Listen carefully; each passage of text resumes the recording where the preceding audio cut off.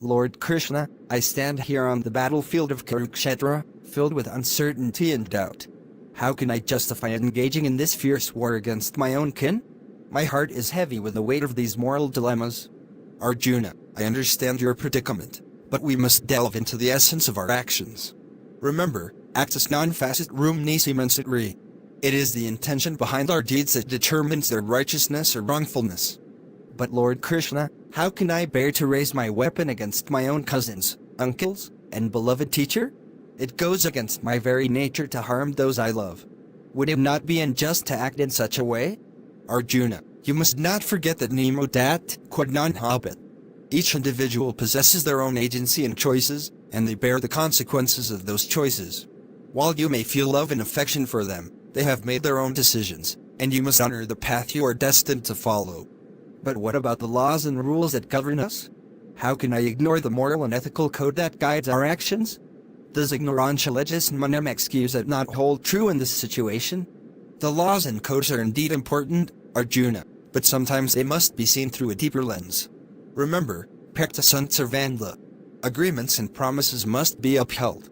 In this instance, the righteous path lies in fulfilling your duty as a warrior and upholding the cause of righteousness. Lord Krishna, I fear the consequences of this war.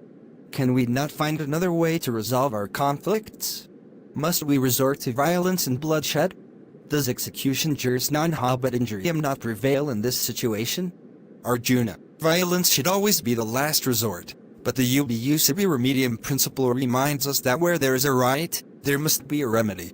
We have exhausted all peaceful options, and now it is time to restore justice by fighting for what is right. Remember, damnum sine injuria. Sometimes, temporary harm is necessary to preserve righteousness. I understand, Lord Krishna, but I still struggle with the idea of causing harm to others. Is there no way to avoid causing injury while upholding justice? Can we not find a middle path? Arjuna, we must recognize the distinction between injurious and damno and not punirate dir. Injustice without harm and the choice to either punish or forgive. As we engage in this war, we must strive to minimize harm while fulfilling our duty. Our actions should be guided by compassion, not vengeance. Lord Krishna, your words have brought clarity to my conflicted heart. I see now that I must stand up for what is right, even if it means facing difficult choices. I shall embrace my duty and fight with righteousness in my heart. Arjuna, I am glad that you have found the strength to see through the fog of doubt. Remember, bona fides non patitor ut decidem exigator. With good faith and noble intentions, you shall overcome any obstacles that come your way.